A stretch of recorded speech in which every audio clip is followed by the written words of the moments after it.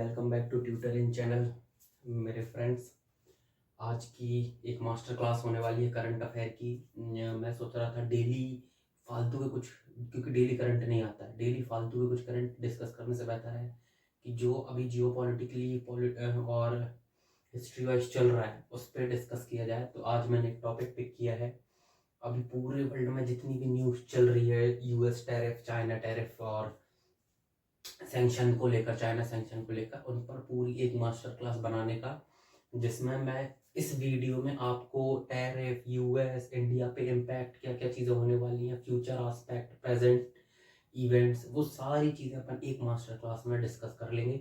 इसके अलावा आपको पूरे यूट्यूब पे, पूरे इंटरनेट पे कोई दूसरी वीडियो देखने की ज़रूरत नहीं है, इतना बेहतर मैं इसमें समझा दूंगा। इसमें अपन को देखना है इस मास्टर क्लास के अंदर कि टैरिफ होता क्या है। जो बात चल रही है ना, यूएस ने टैरिफ लगा दिए, बढ़ा दिए, घटा दिया, अभी फिर 18% पे ले आया है वो। आज की डेट में मैं बात करूँ तो आज ही के द हिंदू न्यूज आर्टिकल में आया है। ये होता क्या है, ये लगाते क्यों हैं, इससे असर क्या पड़ता है, क्या अपन लगाते हैं, क्या अपन भी, इंडिया भी लगाता है कई जगहों पर यूएस सब कुछ ज़्यादा ही उधम मचा रहा है बच्चों की तरह। ऐसा लगता है कि बहुत एक वेपनाइज्ड व्हीकल एक पागल के हाथ दे देना, वैसा लगता है कि अमेरिका को ट्रम्प चला रहा है। ऐसा कुछ सिनेरियो बन के आता है इन सब चीज़ों को पढ़ने पे। इसमें मैंने दैनिक भास्कर, जनसत्ता, द हिंदू और टाइम्स ऑफ इंडिया, इन सभी के आर्टिकल को मिला के 3-4 घंटे में प्रॉपर नोट्स बनाए हुए हैं। ये पूरे आपको आज की यूट्यूब वीडियो पे कंप्लीट नोट्स देखने को मिल जाएंगे। अब इसी क्लास में अपन इन सबको डिस्कस करने वाले हैं, जैसे कि टैरिफ क्या होता है, इनके मेन ऑब्जेक्टिव्स क्या होते हैं, why US doing all this, ये यूएस कर क्यों रहा है, अभी क्यों कर रहा है, अभी क्यों जरूरत पड़ गई है, क्या ये पहले भी कर चुका है, चाइना कर चुका है, इंडिया कर चुका है। इसके एक्चुअल में कुछ रीजंस होते हैं, मैं आपको पॉलिटिकल, स्ट्रेटेजिक और इसके पूरे बिहाइंड द सीन्स समझाऊंगा। जियो politics behind tariff war, actual में ना पहले लड़ाई लड़ी जाती थी बंदूक, तलवार, हथियार, इन सबसे। आजकल युद्ध के पैमाने बदल गए हैं, पैरामीटर्स बदल गए हैं। आजकल सैंक्शन वॉर होती है, टैरिफ वॉर होती है, अपनी करेंसी को बढ़ाना, पुश करना अपवर्ड्स, ये वॉर है, ये नए जमाने की वॉर है। इंडिया पे क्या इम्पैक्ट पड़ेगा, positive impact, negative impact, politically क्या इफेक्ट पड़ेगा, इकोनॉमी वाइज क्या इफेक्ट पड़ेगा इंडिया पे इंडिया कैसे अपने आप को स्टैंड रख सकता है इस बाइलिंगुअल कंट्री में, बाइलिंगुअल वर्ल्ड में, जिसमें एक तरफ यूएस एक तरफ चाइना है, इंडिया कैसे रख सकता है। पहले भी नेहरू जी ने एक चीज रखी थी जिसको पंथ निरपेक्ष कहते हैं, गुट निरपेक्ष कहा जाता था। और पॉलिटिकली, स्ट्रेटेजिक, डोमेस्टिक रीजंस, इस पूरे सिनेरियो के बारे में आज की इस वीडियो में डिस्कस होने वाला है। तो इस पर बने रहिए और आप इस चैनल को इस चैनल को सब्सक्राइब कर सकते हैं। और जो यूट्यूब चैनल का नाम है वही इस यहाँ की हमारी टेलीग्राम चैनल का नाम है, जिस पर हम डेली हिस्ट्री के टॉपिक, जो भी सीरीज चल रही है एंशिएंट हिस्ट्री की, कल इसकी वीडियो अपलोड हो जाएगी जिसमें मैं पूरी एंशिएंट हिस्ट्री कवर कर चुका होऊंगा।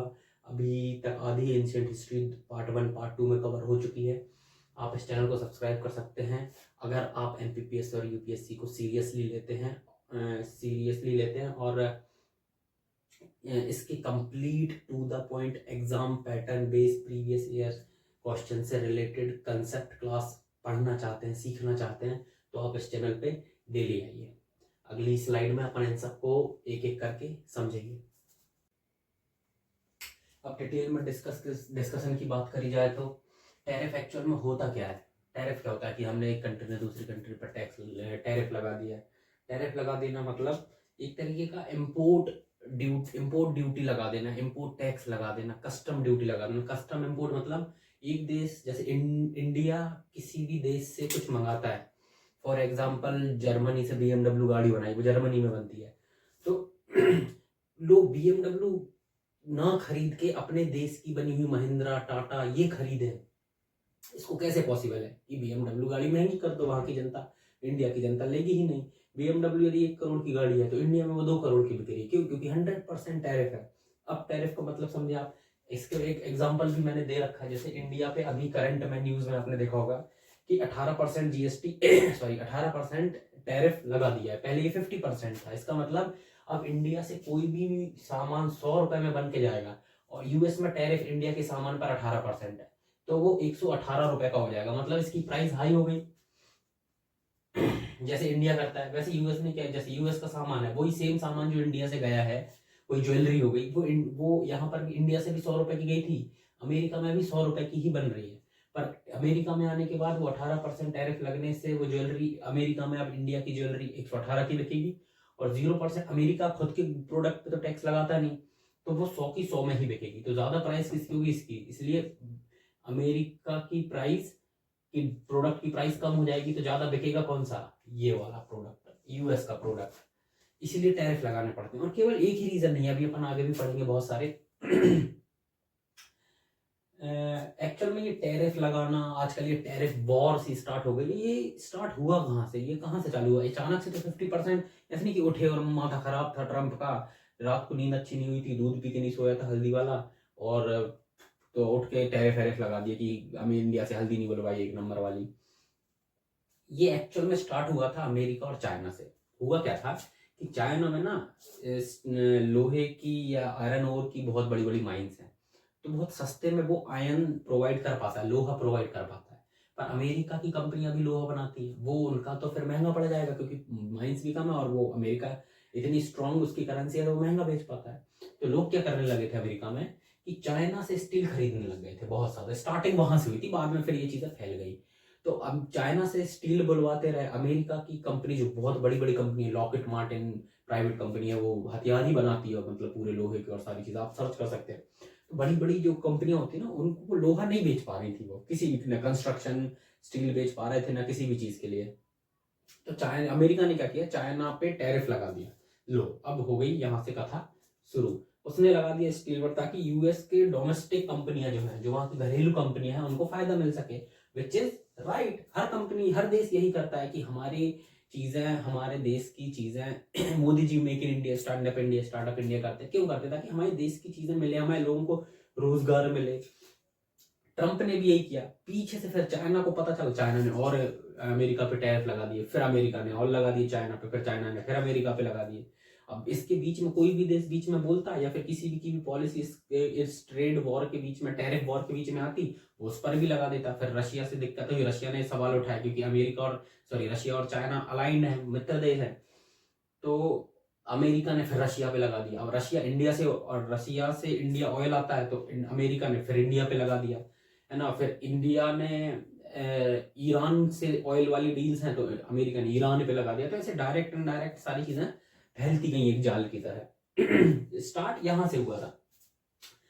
और एक्चुअल में ये टैरिफ लगाना विच इज राइट, क्योंकि बैलेंस कंपटीशन होना चाहिए मार्केट में, तभी चीजें सरवाइव कर पाती है। मोनोपोली से चीजें खत्म हो जाती हैं, बिगड़ती ही हैं। पर टैरिफ का मेन ऑब्जेक्टिव होता क्या है? इसका केवल इतना नहीं कि फेयर मार्केट कंपटीशन बना रहा है, इसके कई सारे ऑब्जेक्टिव्स होते हैं, जैसे कि डोमेस्टिक गुड को प्रोटेक्ट करना, ऑब्वियस सी बात है। और होते हैं टैरिफ डेफिसिट को कम करना। टैरिफ डेफिसिट क्या होता है? सॉरी, टैरिफ बोल रहा हूँ, ट्रेड डेफिसिट क्या होता है?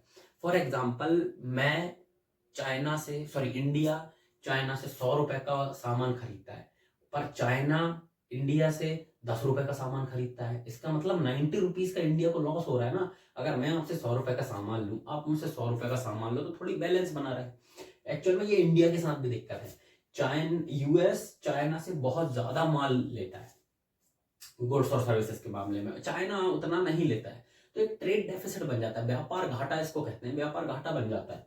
इसमें ये इंडिया के साथ भी बहुत होता है। बिलियंस में अब चाइना माल बेचता है और मिलियंस में बस खरीदता है, तो इंडिया का भी ट्रेड डेफिसिट है। अच्छा, 3 चीजें याद रखना कि टैरिफ के मेन ऑब्जेक्टिव 3 होते हैं। पहला, डोमेस्टिक सप्लाई चेन को मेंटेन रखना, डोमेस्टिक गुड्स को प्रोटेक्ट करना। दूसरा, ट्रेड डेफिसिट को बैलेंस करना। टैरिफ एक नेचुरल कह रहा हूँ, एक नॉर्मल प्रैक्टिस है जो कंट्रीज ट्रेड डेफिसिट को कम करने के लिए भी लगाती हैं। कई कंट्रीज पे, दुबई के प्रोडक्ट, जर्मनी, फ्रांस के प्रोडक्ट पे इंडिया भी 100% टैरिफ लगाता है कुछ चीजों पे। और तीसरा मेन रीजन होता है स्ट्रेटेजिक प्रेशर। ये बहुत जरूरी है आज के टाइम पे, ये न्यू टाइप की वॉर है, स्ट्रेटेजिक प्रेशर क्रिएट कर रहा है। जैसे कि मैं किसी कंट्री पे कह दूं कि देखो मैं तुम पे बहुत सारे टैक्स लगा दूंगा, मेरी बात मानो, मैं तुम पे बहुत सारे टैक्स लगा दूंगा, टैरिफ वगैरह लगा दूंगा, तुम मेरा ये प्रोडक्ट अपने देश में बेचो, ये प्रोडक्ट तुम्हारा इस देश में, मेरे देश में मत बेचो। तो ये स्ट्रेटजी अपने आप को एक अपलिफ्ट पावर में क्रिएट करना, ये सारे रीजन होते हैं। जैसे इंडिया भी लगाता है इस पे, चाहे पाकिस्तान सिंधु नदी का पानी रोक के पाकिस्तान को डराने की कोशिश करता है ऐसा कुछ, और चाइना भी करता है ब्रह्मपुत्र का पानी रोक के इंडिया को भी। कुल मिला के नई जमाने की धमकियां हो गई है ऐसा। तो अगली चीज अपन इस पर देखें तो यूएस ये टैरिफ अब इतने ज्यादा क्यों लगा रहा है, वो भी सब पर क्यों लगा रहा है, ये मैंने अभी इसमें भी बात करी थी, स्टील से कहानी शुरुआत हुई थी। एक्चुअल में इसके कई सारे रीजंस अब निकल के आ रहे हैं कि क्यों सबसे दुश्मनी फालतू में ये पागल आदमी ले रहा है रकून सा। एक्चुअल में यूएस का ना चाइना से बहुत ज्यादा ट्रेड डेफिसिट है, इसको मैंने अभी डिस्कस किया, और इंडिया का भी है। रिजल्ट क्या होता है कि डॉलर की डिमांड घटती है। अब सोच के देखो, मैं पड़ोसी देश के पास इंडिया के 1,000 रुपये है ना, रुपीज, और अपने पास उस पड़ोसी देश के मात्र 10 रुपए है। तो मतलब उसके पास अपनी करेंसी ज्यादा है, अपने पास उसकी करेंसी बहुत कम है। तो वो तो बहुत अमीर बन गया और अपनी करेंसी भी उसके पास ज्यादा, वो कुछ भी कर सकता है, अपन कुछ नहीं कर सकते। इसलिए डिमांड घटती है। फिर दुनिया में के पास हमारे नोट ज्यादा है तो दुनिया में हमारे नोटों की डिमांड भी तो घट जाएगी ना। हमारे पास उस दुनिया के नोट कम है तो हमारे यहाँ डिमांड भी तो बढ़ेगी। इसलिए आप देखो इंडियन करेंसी का प्राइस घटता जा रहा है। क्यों? क्योंकि दुनिया को नहीं चाहिए हमारी करेंसी, बहुत है, सस्ती है।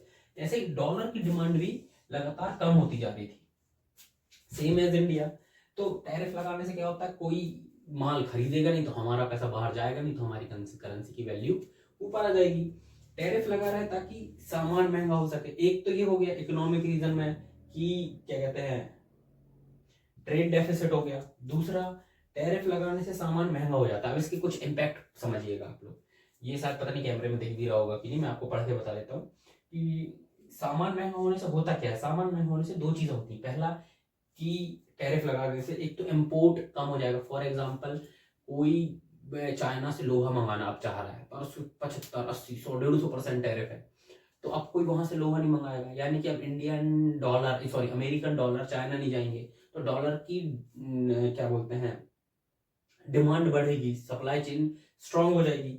उसकी वजह से इंपोर्ट कम हो जाएगा। और यदि फिर भी इंपोर्ट लोग करते हैं तो अमेरिका को पैसे भी तो ज्यादा मिलेंगे उस चीज के। या तो लोग करो मत, जिससे डॉलर की स्ट्रांग क्या कहते हैं पॉसिबिलिटी क्रिएट हो। और दूसरा, एक करेंसी इंपोर्ट से डोमेस्टिक डिमांड सप्लाई भी बढ़ती है। फॉर एग्जांपल, मैं टैरिफ ज्यादा लगा दूं तो अब अमेरिका की चीजें ज्यादा बढ़ जाएंगी, अमेरिका की चीजें ज्यादा बिकेगी, और करेंसी करेंसी भी स्ट्रांग होती है, इससे डॉलर मजबूत होता है। अगला पॉइंट है, एक्चुअल में ना ट्रम्प जीता ही अपने चुनाव इस बेस पे है कि अमेरिका फॉर अमेरिकन। आपने कहीं ना कहीं क्या कहते हैं सोशल मीडिया पे ये सुना होगा कि अमेरिका इज फॉर अमेरिकन। अब बाहर की कंपनी आएंगी, लोगों को यहाँ के लोकल, बाहर की कंपनी यहाँ माल बेच के चली जाएंगी, लोकल लोगों को ना जॉब मिलने वाली, ना वो कुछ बना के यहाँ बेचने वाले, क्योंकि बाहर की कंपनियां सब सस्ते में बेच जा रही।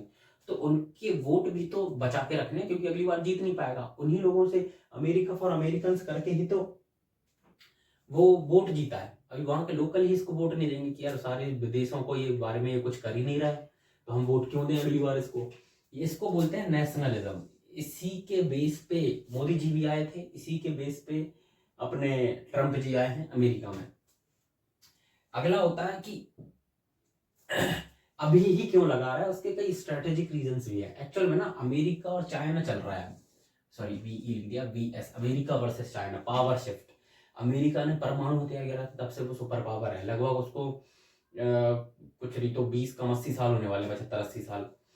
अब धीरे धीरे चाइना ने कुछ चीजों में अपने आप को बहुत ज्यादा इवॉल्व कर लिया है। जैसे कि चाइना किन किन चीजों में आगे, एआई में बहुत आगे निकल गया है, 5G में बहुत, अब तो 6G आने वाला चाइना में, जापान में ऑलरेडी आ चुका है। सेमीकंडक्टर वहां पे बहुत स्ट्रांग है, ईवी सेक्टर वहां का बहुत स्ट्रांग है, बीवाईडी आपने कंपनी सुनी, कई सारी कंपनियां हैं। इन सब में चाइना अपनी पावर स्ट्रांग कर रहा है, और ये सारी चीजें वो पूरी दुनिया को एक्सपोर्ट कर रहा है, बस चाइना को नहीं। और पूरी दुनिया ले भी रही है, क्योंकि फ्यूचर इन चीजों में है, एआई में, नेटवर्किंग में, सेमीकंडक्टर्स में, ईवीज में। तो इससे ट्रेड डेफिसिट केवल अमेरिका का नहीं, सभी कंट्रीज का बढ़ रहा है। पर बाकी कंट्रीज छोटी हैं, कर नहीं सकती। इंडिया थोड़ा बहुत कर सकता है, बाकी अमेरिका सुपर पावर है, वो तो बढ़ा ही सकती है। और दूसरा चीज चाइना की कि वो साउथ चाइना चीज सी जो है, एक्चुअल में ये जो चाइना है, मैं कहाँ बताऊं, ये अपना प्यारा इंडिया, ये चाइना, और ये पूरा ये पूरा साउथ चाइना सी में वो इंटरनेशनल वाटर है एक्चुअली, बस उसका नाम साउथ चाइना सी है। वो तो चाइना सी को अपना ही पर्सनल स्विमिंग पूल मान के बैठा है, वहां जो मर्जी चाहे वो करता रहता है और इस पे बहुत एग्रेसिव बिहेव करता है। कोई शिप या कोई टैंक, इंटरनेशनल वाटर है तो इंटरनेशनल पुलिस वहां पर जब भी फील्ड सर्वे या फिर ऐसी चीजों के लिए जाती, पेट्रोलिंग के लिए, तो वो उनको भगा देता है कि हमारा सी है डोमेस्टिक। दूसरा, चाइना की ना सप्लाई चेन स्ट्रांग है। जब चाइना के एक्सपोर्ट की लिस्ट देखी गई कि कहाँ पे कितना एक्सपोर्ट चाइना करता है, चाइना ऑलमोस्ट सारी कंट्रीज में एक्सपोर्ट करता है अपने प्रोडक्ट्स, यानी कि इसकी सप्लाई चेन बहुत स्ट्रांग है। सप्लाई चेन स्ट्रांग होने से ग्लोबल इन्फ्लुएंस बढ़ता है इससे, कि कोई भी कंट्री चाइना से बैर नहीं रखना चाहती कि हमारी सप्लाई चेन बिगड़ जाएगी, कल को चाइना जो सबको दे रहा है वो हमें नहीं देगा तो हम खाएंगे क्या, जिएंगे कैसे इन सभी चीज़ों से। और इसीलिए इन्हीं चीज़ों के चलते यूएस वर्सेस चाइना में, चाइना इन चीज़ों में सुपर पावर बन रहा है। अमेरिका को डर है कि कल का अगला सुपर पावर ये ना खड़ा हो जाए, तो एक पावर शिफ्ट, एक पावर क्लैश चलता रहता है। इसकी वजह से अमेरिका चाइना पर कभी टैरिफ लगा देता है, कभी रेस्ट्रिक्शंस लगा देता है, कभी उनकी टेक्नोलॉजी बैन कर देता है। इंडिया भी करता है, इंडिया ने भी टैरिफ लगा रखे हैं। जैसे अमेरिका ट्रेड पे टैरिफ लगा दिए, रिस्ट्रिक्शंस लगा दिए। अब इंडिया ने भी लगाए थे ऐप्स पर, चाइनीज ऐप बंद हुई थी बहुत सारी डेटा प्राइवेसी के नाम पे, गेम्स बंद हुए थे, पबजी वगैरह और टिकटॉक जैसी ऐप बंद हुई थी। टेक्नोलॉजी बैन कर देता है अमेरिका ने। चाइना के सभी सेमीकंडक्टर चिप्स पे ban, semiconductor product, all semiconductor products पे बैन लगा दिया, ताकि वो एनवीडिया कंपनी अपने प्रोडक्ट बेच पाए, क्योंकि डोमेस्टिक कंपनी है। अभी आपने देखो कुछ ही दिनों से आप क्या कहते हैं, सेमीकंडक्टर की वो एनवीडिया कंपनी के बारे में आप सुन रहे होगी, अचानक से वो दुनिया की सबसे मोस्ट वैल्यूएबल कंपनी बन गई है। पहले इतने सालों से एप्पल थी। ये क्यों बन पाया? क्योंकि चाइना ने सैंक्शंस लगाए, बैन किया। पूरे अमेरिका और आसपास के कुछ मजबूत देश थे, उन तक एनवीडिया पहुंच पाई, नहीं तो चाइना पहुंचा रहा था सस्ते में और अच्छी क्वालिटी में माल। एनवीडिया पहुंच पाई तो एनवीडिया की वैल्यू बढ़ गई। अभी कुछ दिनों से आपने देखा होगा उसकी वैल्यू अचानक से एकदम से वो चाइनीज सा, वो चीनी अमेरिकन कौन है, वो अचानक से लोगों के चेहरे की ये कौन है ब्लैक जैकेट पहन के घूमता है, अचानक से उसकी वैल्यू क्यों बढ़ गई? क्योंकि अमेरिका ने चाइना के सभी सेमीकंडक्टर पर बैन लगा दिया। तो कौन कंपनी बेचेगी फिर? एनवीडिया। तो एनवीडिया की वैल्यू बढ़ गई। अगली स्लाइड में हम देखेंगे जैसे कि इसके इकोनॉमिकल स्ट्रेटेजिक रीजन देखें, अगला डोमेस्टिक, कुछ पॉलिटिकल रीजन भी होते हैं ट्रंप के, वो भी देखेंगे और कैसे इंडिया पे इन सबका इफेक्ट पड़ता है। अगली स्लाइड में हम उन सबका डिस्कस करेंगे।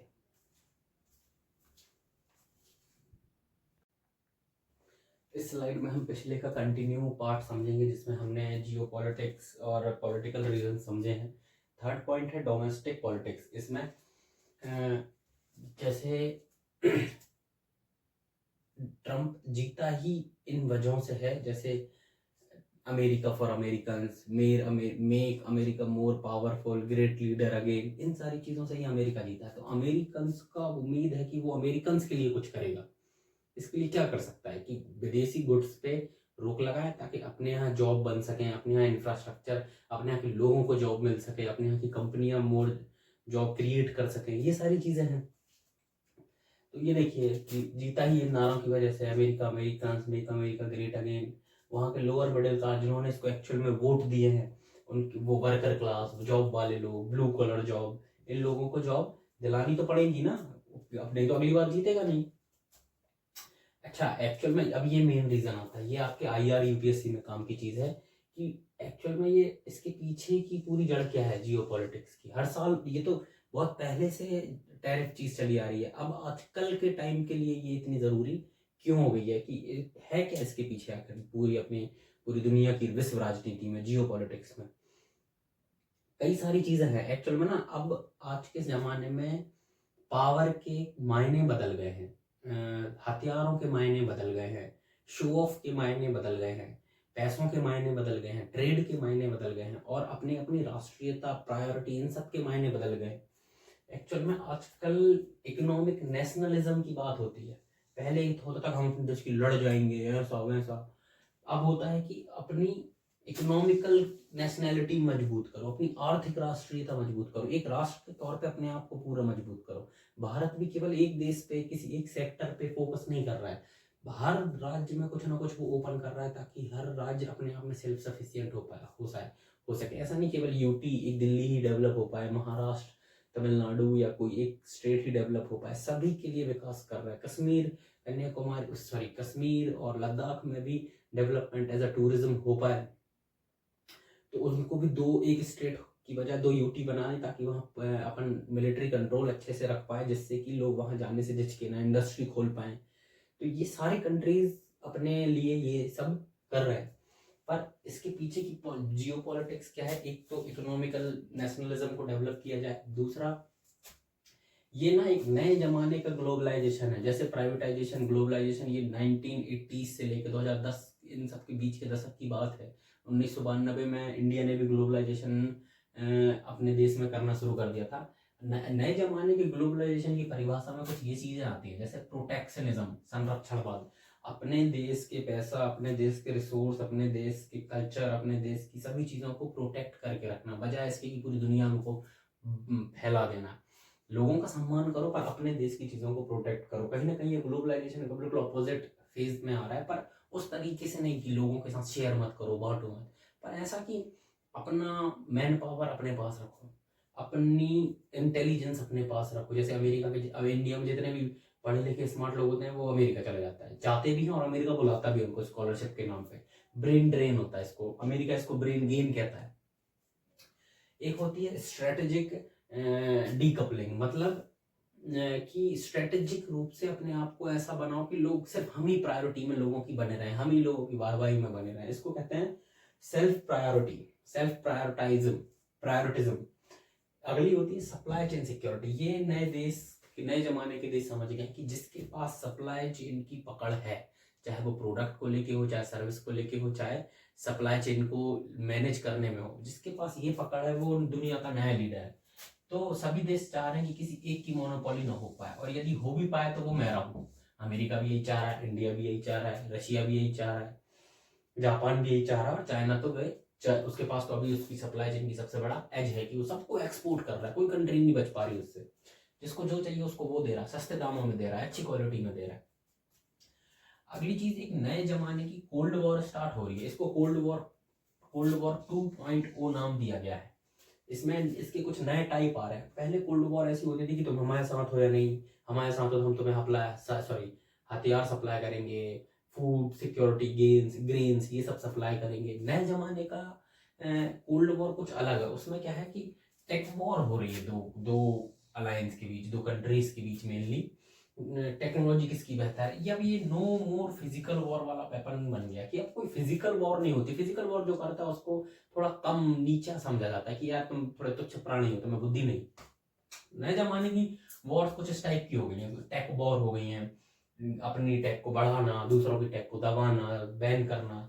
सप्लाई चेन वॉर हो गई, कौन सप्लाई चेन में मास्टर बन सकता है। ट्रेड वॉर हो गई है, ये जो आजकल चली रही है। अभी टैरिफ वॉर से पहले ट्रेड वॉर ही चल रही थी।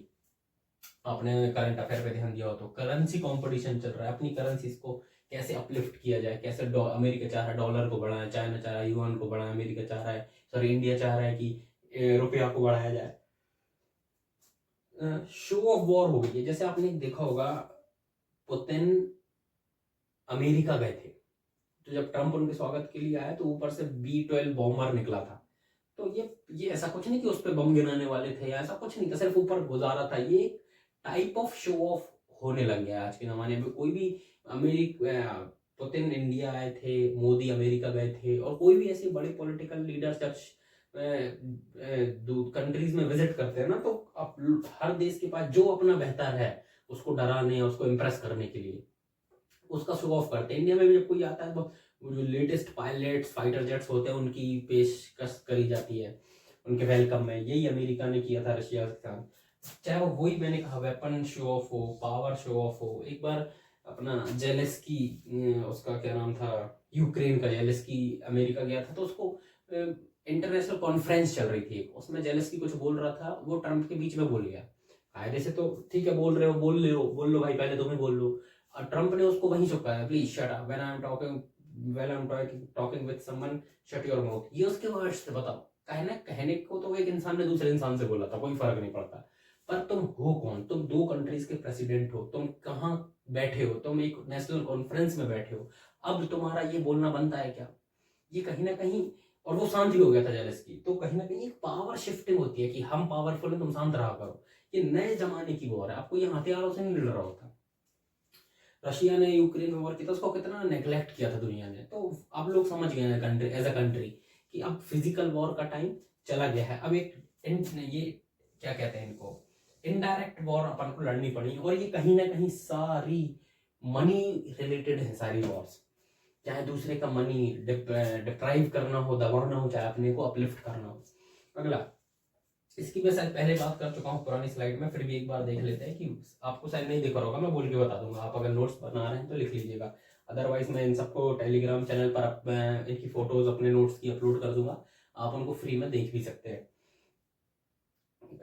वर्ल्ड न्यू वेपन्स, किस टाइप के वेपन हो गया, टैरिफ एक नया वेपन सामने उभर के आ रहा है, सैंक्शंस लगा देना किसी दूसरी कंट्री पे, वो एक नया वेपन उभर के आ रहा है, करेंसी डोमिनेंस, अपनी करेंसी को मजबूत करना, वो एक आ रहा है, टैरिफ जैसे इंडिया पे चाइना पे लगा देते हैं, सैंक्शंस जैसे ईरान पे लगा दिया था,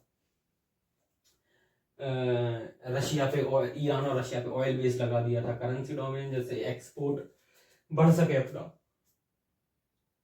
सॉरी, अब मेन चीज आती है इसका सबसे मेन पार्ट कि अपन ने सारे सोशल, पॉलिटिकल, इकोनॉमिकल, सारे रीजियो पॉलिटिकल, डोमेस्टिक, ये सारे अपन ने रीजंस देख लिए।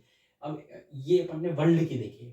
अब देखते हैं कि इंडिया के इन सब पे क्या इम्पैक्ट पड़ने वाला है। इसके बाद एक लास्ट स्लाइड बचेगी, उसके बाद अपना टॉपिक खत्म है। पर अपन इस वीडियो में आप कंप्लीट टैरिफ वॉर, जियो पॉलिटिक्स आप पूरी समझ चुके हो। इसके बाद आपको कहीं और भटकने की जरूरत नहीं है, सारे कंसेप्ट आपके क्लियर हो चुके होंगे मेंस, यूपीएससी और पीएससी के लिए। और एक चीज और आपको इसके बीच में मैं आपको बता दूं कि मैंने एमपीपीएससी के, फिलहाल अभी यूपीएससी के मैं इसी चीज में लगा हुआ हूँ कि मैंने पीएससी के 2014 से लेकर 2025 तक प्री और मेंस के कंपाइल करके पीडीएफ अपने पास रेडी रखी हुई है। मैं उन्हीं के बेस पे नोट्स तैयार करता हूँ और सिलेबस के बेस पे कि क्या आ रहा था, जिसके बेस पे क्या आ सकता है, उनको मिला दो। वैसे नोट्स आपको टू द पॉइंट, सिर्फ काम के नोट्स, फालतू की बातें नहीं।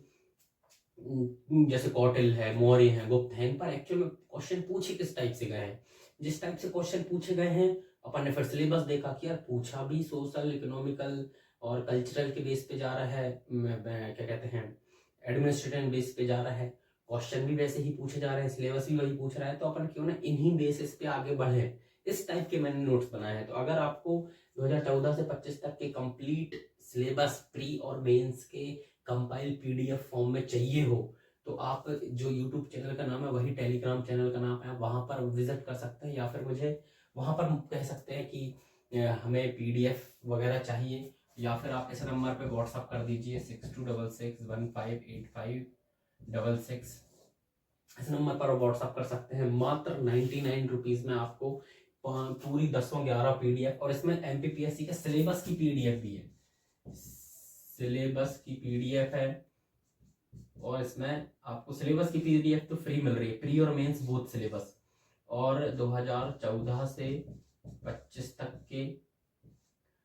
तक के प्री प्लस मेंस कंपाइल है ये, प्री और मेंस। जैसे फॉर एग्जांपल 2014 प्री मेंस की पीडीएफ एक सिंगल पीडीएफ, 2015 प्री मेंस की सिंगल पीडीएफ, ऐसी आपको पीडीएफ अब उपलब्ध कराई जा रही है। इस नंबर पर व्हाट्सअप कर सकते हैं, या फिर जो टेलीग्राम चैनल पर आप आ सकते हैं, जो यूट्यूब चैनल के नाम से ही है वो, उस पर आपको 99 रुपीज़ में, एक्चुअल में ये 399 की है, पर आपके लिए चलिए 99 इसको कर देते हैं, मोर देन 60% ऑफ।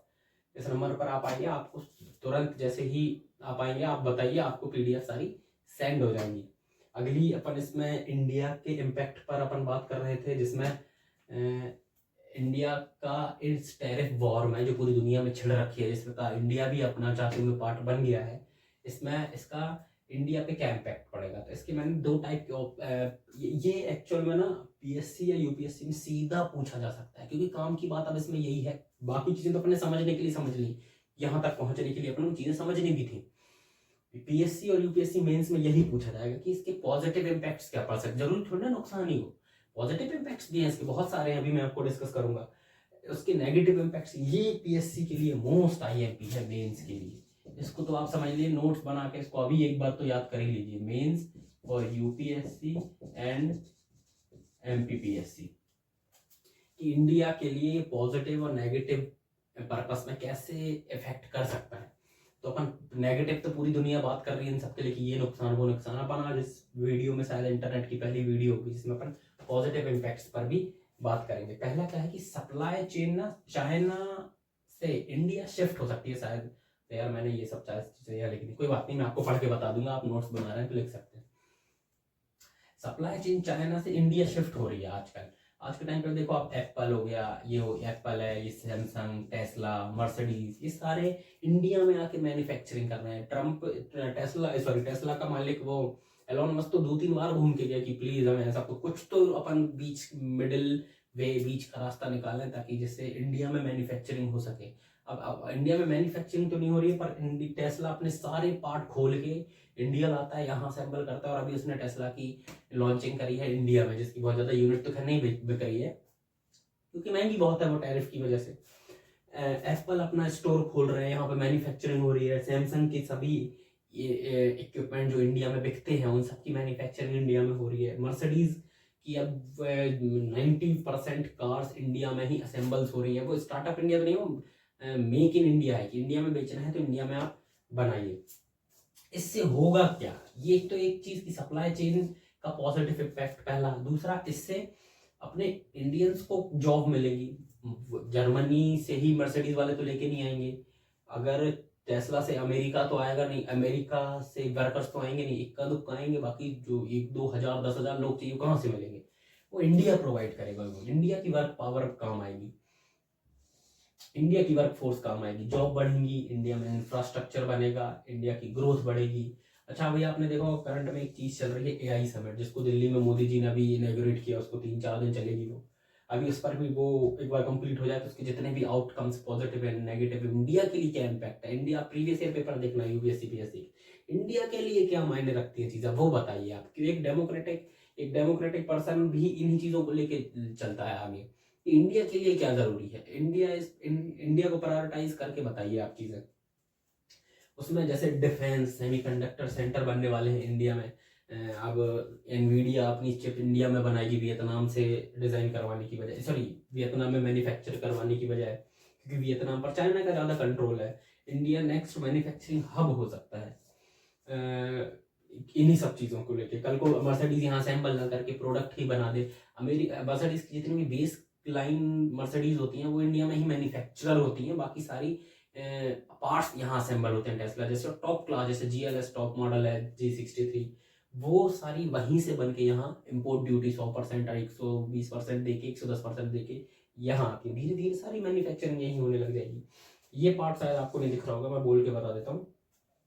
इन सबसे होगा क्या क्या, ये सारे पॉजिटिव इम्पैक्ट हो गए, supply chain, AI summit, job, infrastructure, growth, defence, Indian next manufacturing hub. अगला है इंडियन करेंसी स्ट्रांग होगी, obviously make in India, stand up India, startup India, इन सबको भी जोर मिलने वाला है। ये इंडिया के लिए पॉजिटिव इम्पैक्ट्स हो गए हैं। इंडिया को एक export opportunity, export hub, export opportunity बनाने की यहाँ पे बात हो सकती है अगर ये ट्रेड वॉर चलती रही तो, क्योंकि चाइना भी अपने एक अल्टरनेट मार्केट ढूंढेगा, वो हम है, अमेरिका भी अपने एक अल्टरनेट मार्केट ढूंढेगा, वो हम है। इसका हम एक पॉजिटिव एज ले सकते हैं।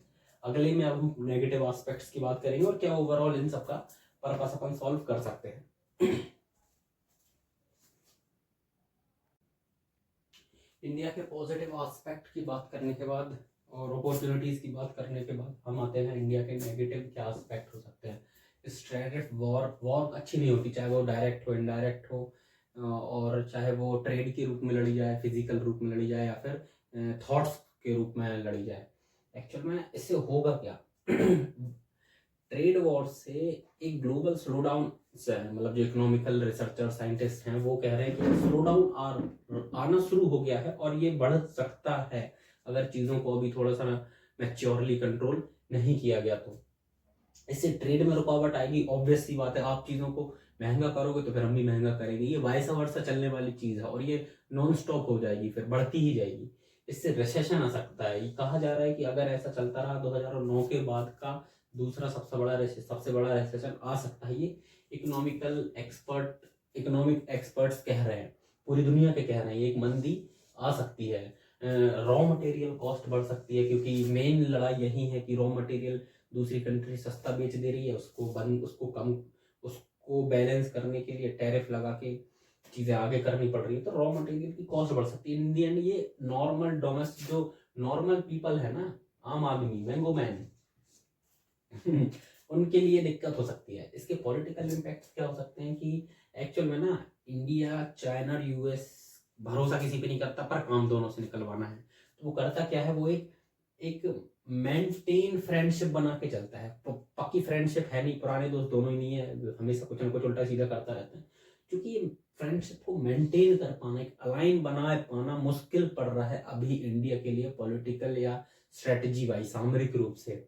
एक्चुअल में दिक्कत क्या है कि यूएस के साथ इंडिया क्वाड समिट में, क्वाड कमेटी में मेंबर है, इंडो पैसिफिक ट्रीटी में भी इंडिया मेंबर है। तो इससे भी अपन इस ट्रेड प्रॉफिट मिलता है, इससे ट्रेड के लिए फायदा मिलता है अपन को, इससे भी अपन रिलेशन खराब नहीं कर सकते। और चाइना अपना एक तो सीधी सी बात है कि डायरेक्ट नेबर ही है, वो अपना कॉम्पिटिटर हमेशा से रहा है, इससे भी अपन रिलेशन खराब करके अपनी फालतू में बमलाल नहीं करवाने। तो चीजें मेंटेन करनी मुश्किल पड़ जा रही है। लड़ाई इन दोनों के बीच है, अपन को काम दोनों से निकलवाना है, लड़ाई किसी एक पक्ष में नहीं रहना है। तो इंडिया कर क्या सकता है? वही कर सकता है जो मैंने वीडियो की स्टार्टिंग में बताया था, जो नेहरू जी ने किया था, पंथ निरपेक्षता, गुट निरपेक्षता, मतलब काम सबसे निकलवाओ पर किसी के पक्ष में रहो मत। What should do, what India should do. Actual में इंडिया को एक वर्ड आया है, एक ये आर्टिकल में वर्ड आया था, स्ट्रेटेजिक ऑटोनॉमी। इंडिया को स्ट्रेटेजिक ऑटोनॉमी अपनानी चाहिए, अपनानी है, चलो अपनी चाहिए नहीं, अपनानी चाहिए है। इसको हिंदी में कहते हैं सामरिक स्वायत्तता, मतलब स्ट्रेटेजिक रूप से अपने आप को एक मजबूत पोजीशन में बनाए रखो, भले कितनी भी दिक्कतें हैं, क्योंकि आगे चल के यही चीज काम आने वाली है। क्या इसका मतलब क्या होता है? पूरा आर्टिकल पढ़ के मुझे समझ में आया कि सबके साथ रहो पर किसी एक के पक्ष में मत रहो। हम किसी एक के पक्ष में हम ऐसे या ऐसे नहीं रहेंगे, जिसको जैसा हमें ठीक लगेगा हम प्रेफरेबल रहेंगे, किसी एक पक्ष में रहने के बिना। देखो छोटी कंट्री होती ना इंडिया, जैसे बाकी की कुछ छोटी कंट्रियां हैं इकोनॉमिकली या फिर पॉलिटिकल जियो पॉलिटिक्स में, वो उनको किसी ना किसी एक गुट में मिलकर रहना ही पड़ता है, अदरवाइज दोनों गुट उनको कच्चा खा लेंगे। इंडिया फाइनेंशियली और जियो पॉलिटिकली वाइज अपनी हिस्ट्री से इतना स्ट्रांग है कि वो इसकी बात कर सकता है, वो स्टैंड अलोन रह सकता है। रशिया चाइना की साइड हो गया, यूके यूएस की साइड हो गया, फ्रांस यूएस की साइड हो गया, हालांकि अपोज करते रहते हैं एक दूसरे को, पर चीजें अलाइंड है पैसिफिक ट्रीटी के, इंडो पैसिफिक ट्रीटी की वजह से। पर इंडिया ऐसा है जो दोनों को बैलेंस बना के चलना पड़ रहा है। ये मुश्किल होती थी, पर अब अपने इस स्टैंड पोजीशन की वजह से वो चीजों को थोड़ा बैलेंस कर पा रहा है, क्योंकि अपन इंडिया की थर्ड फोर्थ लार्जेस्ट इकोनॉमी है, तो अपन कर सकते हैं ये चीज, इसलिए अपन को करनी चाहिए ये चीज, किसी एक अलाइन के पास में रहे बिना। और आपको यदि नोट्स चाहिए हो तो आप मैंने आपको अपना नंबर दे दिया है, टेलीग्राम पर भी आप आ सकते हैं। आपको 99 रुपीज़ में पूरे 10-11 साल की प्री मेंस की सिलेबस और पीडीएफ आपको अवेलेबल हो जाएगी। सॉरी, प्री और मेंस नया पैटर्न के अकॉर्डिंग, और पिछले 10-11 साल की प्रीवियस ईयर क्वेश्चन पेपर के प्री और मेंस के कंबाइंड सिलेबस आपको प्रोवाइड हो जाएंगे। मैं कहता हूँ आप सिलेबस प्रिंट करा के रखिए, प्रीवियस ईयर पेपर पॉसिबल है तो कराइए, अदरवाइज आप इनको इनकी सॉफ्ट कॉपी से डेली देखते रहिए। कोई भी टॉपिक पढ़ा है इन प्रीवियस ईयर से देखिए कि उससे आ क्या रहा है। आप मेरी बात मानिए, आप मैं जो नोट्स पढ़ाता हूँ आपको हिस्ट्री के, आगे ज्योग्राफी पॉलिटी के भी पढ़ाऊंगा, आप प्रीवियस सिलेबस से उसको देखिए कि सिलेबस से मैच हो रहा है कि मैं कुछ भी पढ़ा रहा हूँ, या फिर प्रीवियस ईयर पेपर में जो पूछा जा रहा है वही उसी लेवल का टफ और इजी, उसी लेवल की मैच्योरिटी से कोई टीचर पढ़ा पा रहा है। और जहाँ आप जिस कोचिंग में पढ़ रहे हैं उनको भी इवेल्युएट करिए, वो उस लेवल पे जाके पढ़ा पा रहे हैं कि नहीं, या फिर प्रीवियस ईयर पेपर से पता चल रहा है कि पूछा ये जा रहा है और अपने टीचर्स पढ़ाने में ये लगे हुए हैं। इन चीज़ों फिर आप फालतू भटक रहे हैं, आप वही भीड़ है। वो कहते हैं ना कि पीएससी में इतने लाख कैंडिडेट ने फॉर्म भरा और इतने कुछ 100, 800, 300, 500 ही सिलेक्ट हुए। वो क्यों सिलेक्ट हो पाए? क्योंकि वो समझ गए कि अपने गुरु सिलेबस और प्रीवियस ईयर पेपर ही है, और एक बार वो नोट्स बन जाएं, बहुत ज़्यादा नहीं बन पाते हैं, बहुत सी चीज़ें छट जाती हैं, फालतू की चीज़ें। उसके बाद उसका मल्टीपल टाइम रिवीजन करना है और आपका सिलेक्शन आपके कदमों में है। तो आई होप आपको ये क्लास पसंद आई होगी। Thank you so much. और कल हिस्ट्री, एंशिएंट हिस्ट्री में फाइनल कंप्लीट करने वाला हूँ, उसके बाद मेडिवल, मॉडर्न और एमपी की हिस्ट्री अपन स्टार्ट करेंगे, फिर देन ज्योग्राफी और सारे सब्जेक्ट अपन कवर करेंगे। इस क्लास का मेन मोटिव है सीरियस एमपीपीएससी यूपीएससी स्टूडेंट्स को उनका सही पाथ दिखाना, सिलेबस टू द पॉइंट कराना एक्चुअल नोट्स के साथ, जो आपको टेलीग्राम चैनल पर फ्री ऑफ कॉस्ट डेली मिलते जाएंगे। आप उस चैनल पर विजिट कर सकते हैं। Thank you so much for watching. Priyansh Gaurav signing off.